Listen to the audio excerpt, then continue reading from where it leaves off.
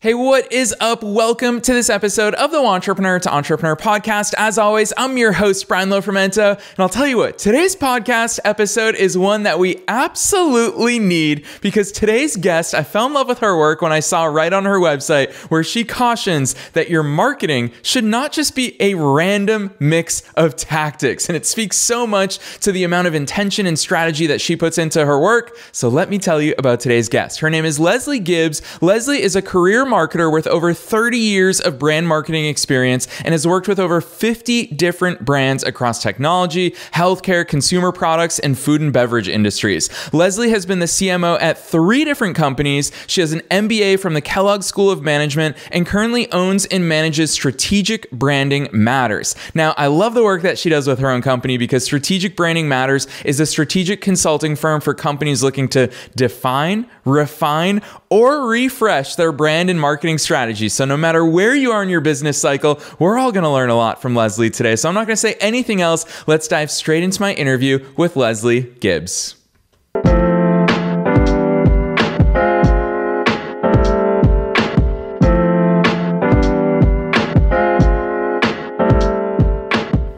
All right, Leslie, I'm so excited that you're here. Welcome to the Wantrepreneur to Entrepreneur podcast.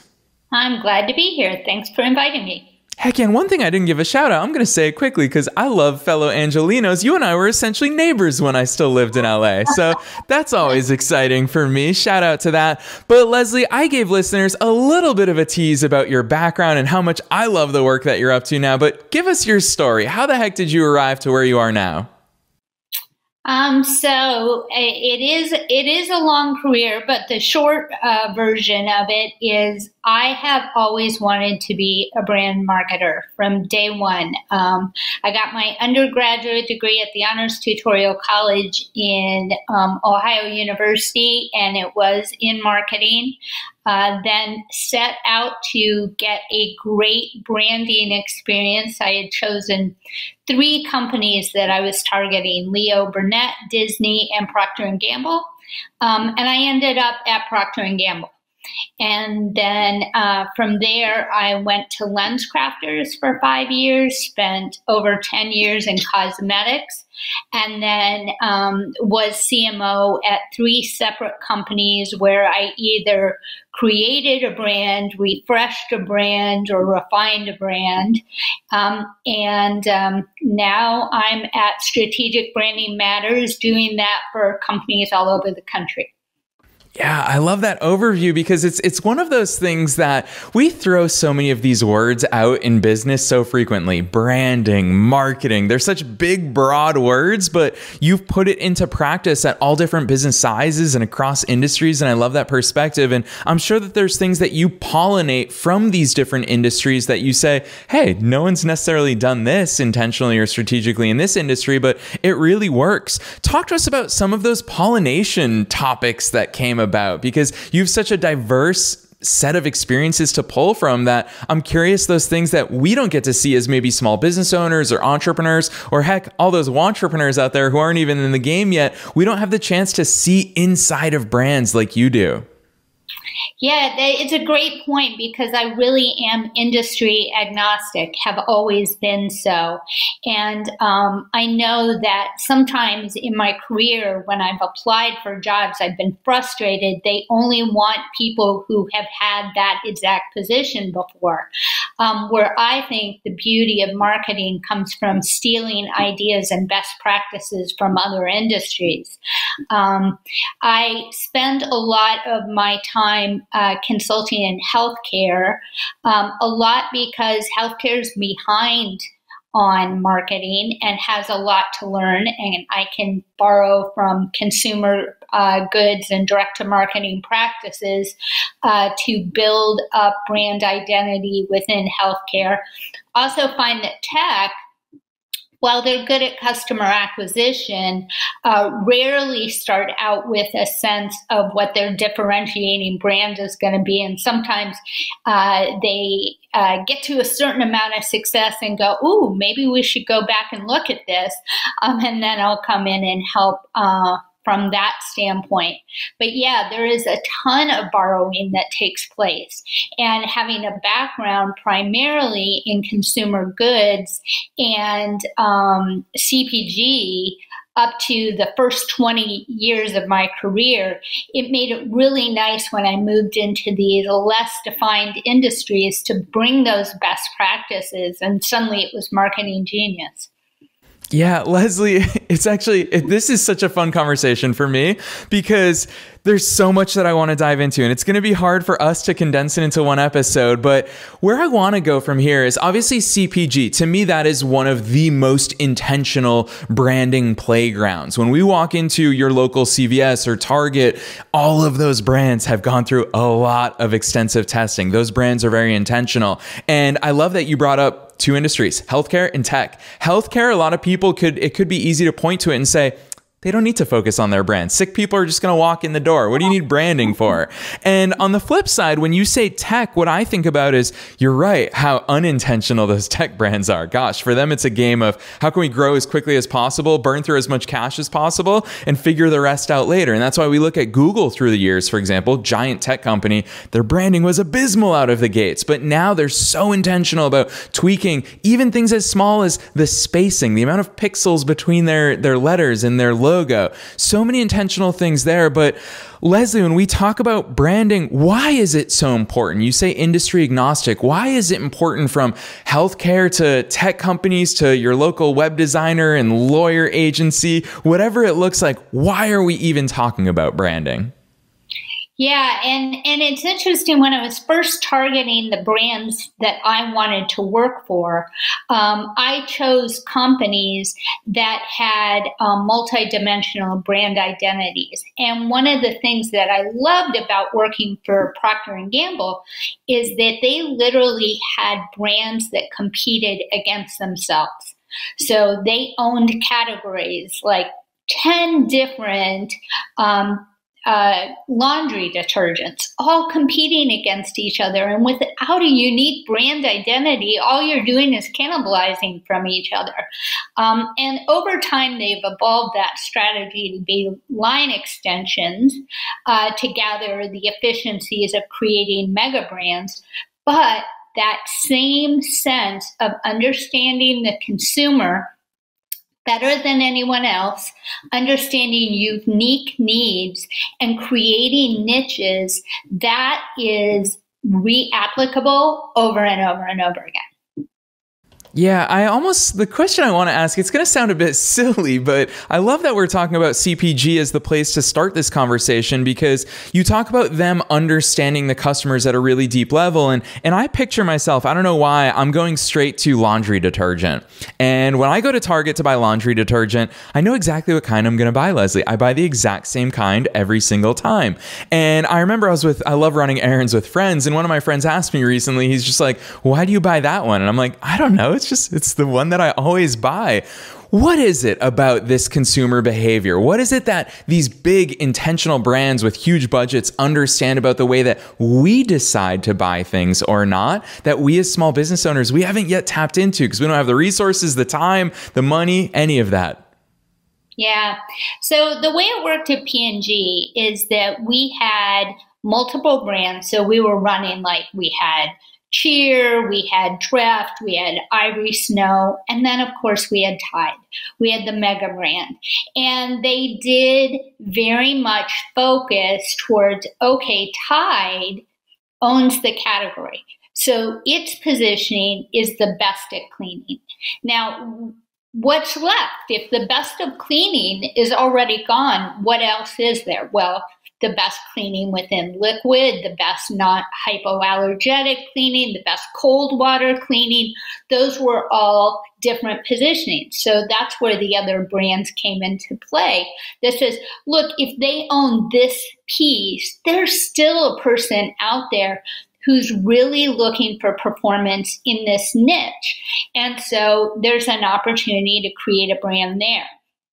Now what they do at P&G is Tide is still the category killer with the known as best cleaner, but also has within that different products that's, the best liquid, the best gel, the best powder, the best concentrate, the best bleach. All of those categories are within it.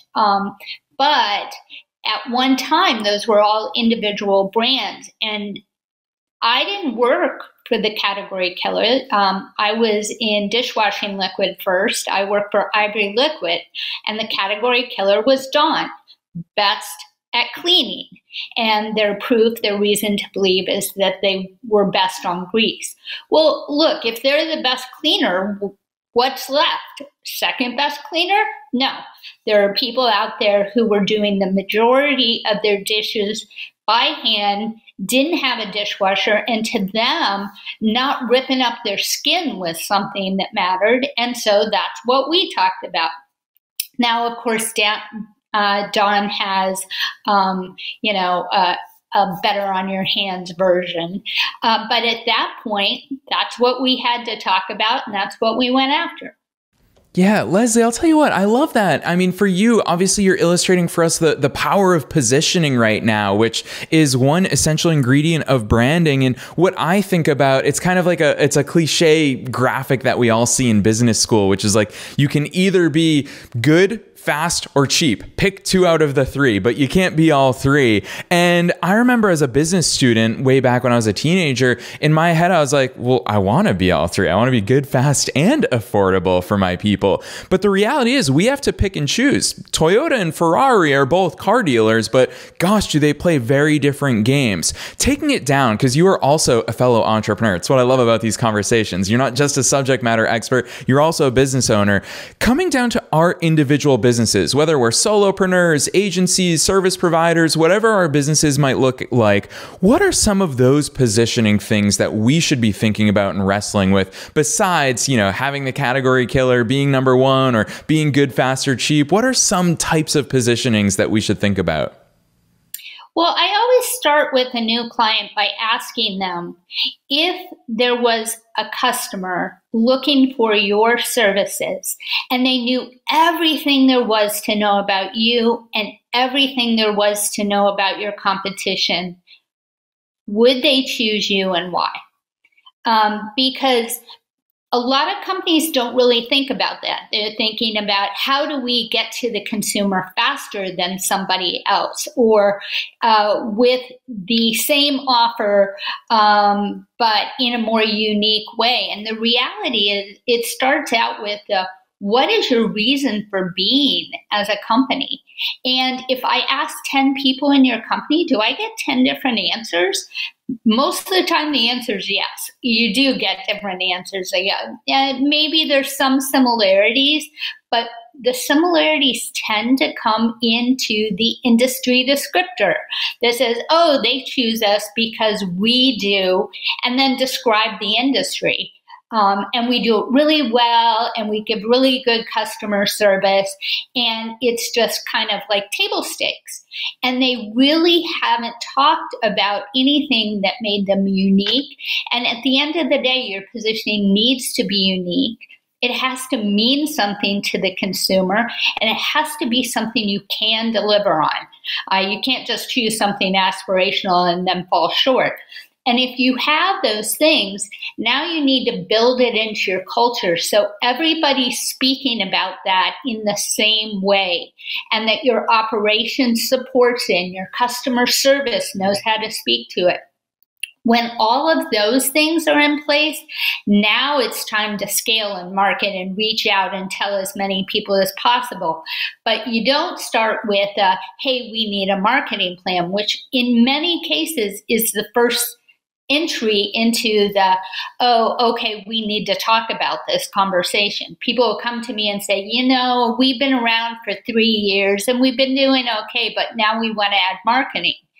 But they haven't given a single thought to differentiation and strategy. So that's where we start. Yeah, Leslie, hearing you talk about all these things, to me, my big takeaway, which puts a smile on my face as a business owner, is I'm just like, yes, these are things that I can work on. Because I almost feel like sometimes when we hear branding experts talk about branding, it's, you ask 50 branding experts about branding and you'll get 50 different answers, 50 different perspectives, which is great. However, a lot of times the thing that I hear as a business owner is people will say, oh, a brand is the way that people talk about you when you're not there, which is true. I can see that aspect. But for me, what I'm hearing from you is, well, a brand is actually, before people will even start talking about you, it's a lot of strategy and it's a lot of intentionality. What I'm hearing from you is it's things that we can build internally so that the external image that we're portraying is something that is perceived the way that we want it to be. How much of branding, obviously I want to hear your thoughts on this, how much of branding is that? How much of it is things that we've decided strategically versus, our customers in some way are going to shape our brand? What's your take on that? Yeah, it has to be intentional and it has to be throughout the whole organization. If you are saying to your marketing person, we need you to develop a brand, and you're not taking the whole organization to support that brand, it's going to fall flat. And so what tends to happen now, because we have such an emphasis on media strategy, digital acquisition, we hire specialists who are very, very competent to run our marketing departments, but they have no brand experience and the company is not letting them lead that brand conversation. And so what will happen is that they are very skilled at optimizing against tactics. And what I would say it reminds me of in the beginning of my career is if CMOs had been hired for their ability to manage couponing. I mean, it is a tactical expertise and it's super important. And I work with some of the best in the business. But because digital marketing became so important so quickly that all the industries were looking for people who had that technical expertise. And so what we got is a lot of VP of marketing and CMOs that have great tactical expertise and still do not have branding experience, brand leadership.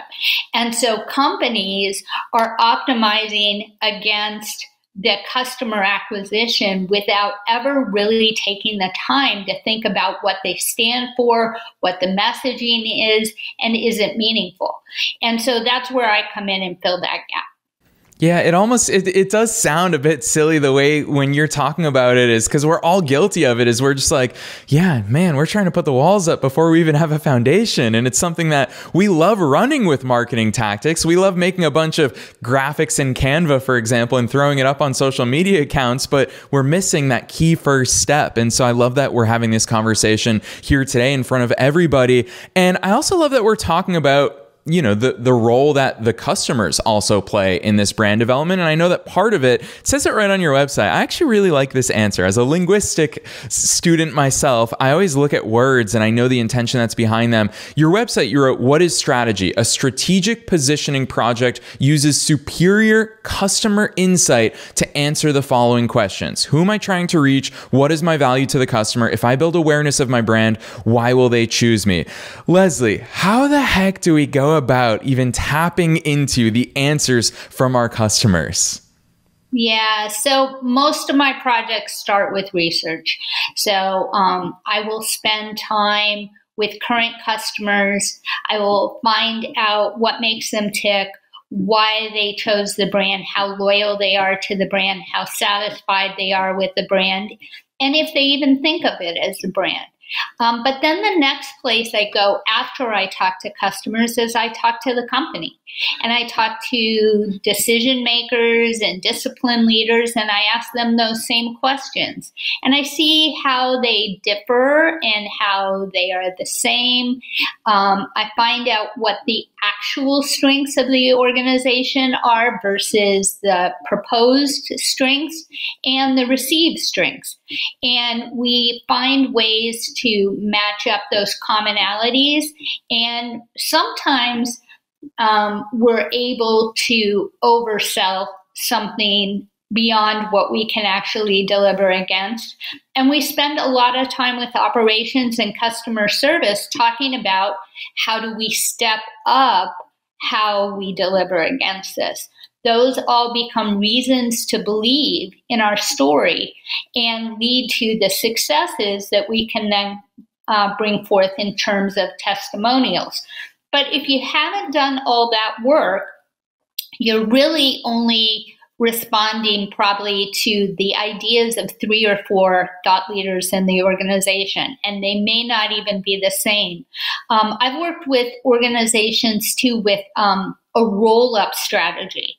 So what they're doing is they were really good at something, then they bought another company, then they bought another, and they're all in the same category.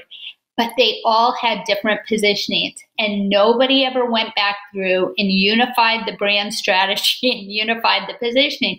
So what you found is, depending on who you talk to in the organization, you had a completely different brand identity. And so we spent a year bringing all that back together in a way that everybody in the organization, no matter where they started, recognized the brand strategy, understood why it was important to the consumers, and knew how to deliver against it. Yeah, Leslie, the more we get into all this talk about brand, the more it puts into focus a key part of my own entrepreneurial journey, which is the day when I asked myself, what is a brand versus a business? And I'll say a little bit more on that because I feel like you're going to have some valuable insights here for every single listener, because I remember when I published my book in 2015. So the book was called Wantrepreneur to Entrepreneur. It was not backed by any brand. It's just the way that I wrote my first book. And then a year later, when people were emailing me saying, we want more, I started the Wantrepreneur to Entrepreneur podcast. And from there, Wantrepreneur to Entrepreneur offered retreats and online courses and all these other things. And now I'm so grateful for a worldwide audience of people who love all things Wantrepreneur to Entrepreneur. It's become a bit of a movement in our community. But it wasn't until these pieces got tacked onto it that I started to view Wantrepreneur to Entrepreneur as its own brand, bigger than just me. We have a community now. We have monthly office hours. We have so many things, but Leslie, it almost feels, I don't know, maybe I was naive, and I for sure was earlier in my entrepreneurial journey. I didn't set out to build a brand. At first, I wrote a book, then I launched a podcast, then I figured, hey, there's probably a business here.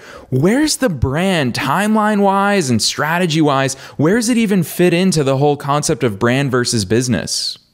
Yeah, that's a really good question. I feel like when people bring me in, it always feels a little bit too late to be ideal. Certainly you can always work on brand, but I always think, it would have been better earlier.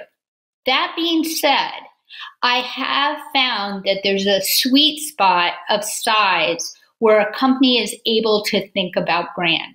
They have to have gotten through all the operational hurdles. They have to have their functional what they do in place before they can bring in the layer of how they do it. Maybe those nuggets are there. Maybe the seeds of differentiation were there with the founder in the original idea, but it needs to take a form, its own life. And that tends to happen a couple of years after growth. And then they look for ways to scale, accelerate growth, and become a household name. And that is the how you do it. The industry or the business is the what you do. You're a podcaster who talks about entrepreneurial issues. Now, what's your brand? How you do it differently, what makes you unique, and what is your unique approach that makes people choose you as a source versus somebody else. And sometimes that takes some time to evolve. And I have companies all the time talk to me about coming in and helping them too early. And the problem is they haven't figured out their operations yet. There are a lot of things that are still broken. They don't have enough consumers to actually have any insights, and they have no money. They have no money to spend. And so at some point, those things fix themselves. And then somebody goes, wow, now's the right time to think about a brand. And when that happens at the right time, those are the most exciting projects. They just take off because in many cases, especially if it's an emerging industry, we can be the first ones to do it. And that's exciting. I was the CMO of an organization who was number 5 in their industry when I came in, and nobody had ever gone through, understood the consumer, created the product to be unique for the consumer, and then created a brand. And by the time we were done, 4.5 years later, we were number 1. That's an exciting thing to happen. If it had happened too much earlier, the organization might not have been ready to make those decisions and investments to deliver against the things that really mattered. So there is a sweet spot. Yeah, listeners, I want to call it out because Leslie just dropped some knowledge on us right there that I don't think I've ever heard anyone talk about branding in this regard, which is, Leslie, I love how you said the company is the what. That's what we do. Those are the things that we provide. But the how is what makes the brand, what makes us differently. I love thinking about it in those simple terms of the what and the how. It really breaks it down. And you're right. It does make me realize, looking backwards at my entrepreneurial journey, that of course I had to figure out the what first. And then when I started figuring out the how, that's when people started being attracted to me. I became a magnet for the right type of people for me, whether it's listeners for a podcast, students for my online courses or retreats, whatever it may be. I want to ask you, because it's something I teased, time is flying by in this episode, but it's something I teased in the intro, is the enemy of both of us, Leslie, is a random collection of tactics, marketing tactics. And that is something that plagues so many businesses, both new businesses and existing businesses. How does this foundation that we've been talking about so much in today's episode, how is that the antidote to all of this mishmash marketing that we see without any plan or intention or strategy behind it? Yeah, I get asked a lot by marketers how to choose their next gig. And one of my watch outs for everybody is an owner, a founder who thinks of marketing as a tactical expense. And that marketing's not in the room for strategy. They want a brand plan. They want customer acquisition, but there is no strategy and there's no influence on product. The result is, there's a quote I really like, and I'll say it a little bit wrong, I'm sure, but marketing is not about selling product. It's about creating a product that sells. And if you're not willing to make those changes and think about it strategically, that's where those random tactics come into play. And I think one of the things that inspired me to start my own business is one of my ad agencies said to me, "You're really the only marketer we work with. We work with a lot of people who come and say, we need an email campaign." And that's all they say. And we pull out a few questions, but it's all, as far as they're concerned, it's based on budget. It's based on how many people you can bring in. There is literally no strategy. They're like, "You're the only person who comes to us and says, this is my brand strategy. This is what I'm trying to accomplish with this marketing piece. This is where it lives in the funnel. This is the role that it plays. And here's how it's being supported other places in the organization. Help us build that." And so that's what I try to do, is that there's some great leaders out there who really understand. They understand email. They understand SEO. They understand SEM. They know the building blocks of a marketing plan, but have not ever experienced the synergy, the 1 + 1 = 5 that happens when your marketing plan has a unique positioning and a consistent message. Yeah, Leslie, I've got to ask you this. We are almost at half an hour into this episode, but for listeners' sake, I know there's one thing in particular that they're going to feel really exposed about. And you're giving listeners so much homework that they have to do when it comes to being intentional about how they grow their business. And I want to talk a little bit more about that strategy and a plan. It's so much. It reverberates through all of your messaging. When I was researching your work, it's just something that's so prevalent in the way that you operate is with that strategy, with that intention, with a plan in mind. What does strategy and what does a plan look like to you? Because a lot of people will say, Leslie, do I need to know what I'm going to be launching as far as products and services and marketing campaigns for the next 3 to 5 years? Or what does a strategy actually look like?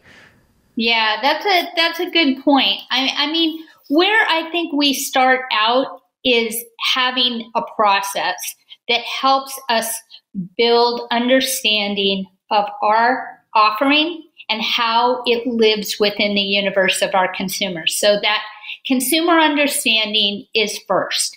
Second is a real understanding of our organization, what it can deliver, what it can't deliver on, and what it really values. And in a lot of cases, I help a company carve out their mission and value statement.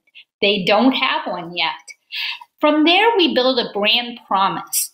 And with there, we're talking about, okay, what things do the consumer want that they are pain points that aren't being delivered against that we can uniquely handle. And so that's what we're trying to do is build this brand promise. And then an important piece here is to get support behind that brand promise organization-wide. And that's really an important piece that keeps it from being a marketing tactic and becomes a strategic organizational initiative, getting that company-wide buy-in. And then from there, you build a brand story. How do you build awareness? What's the education process? What are the consideration? What does that consideration stage look like?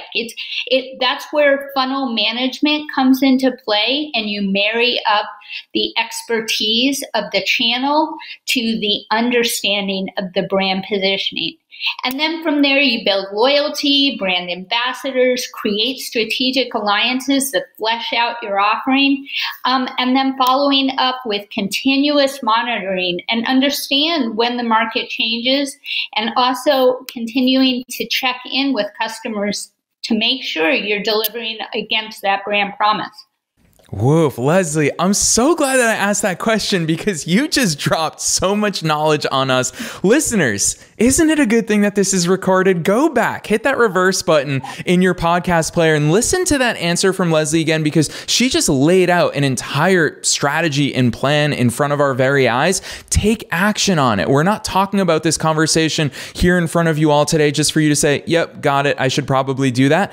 Do it. Leslie is sharing this with us because it's what works. She has so much experience in this regard. This is the stuff that's going to separate you. If you find yourself, if you're a local web designer, let's say you design WordPress websites and you're up in the Boston area and you're thinking, why is no one buying from me? It's because you sound just like everybody else. And guess what? Nobody else has done this work that Leslie is sharing with you. So definitely go take action on that. I love those insights, Leslie.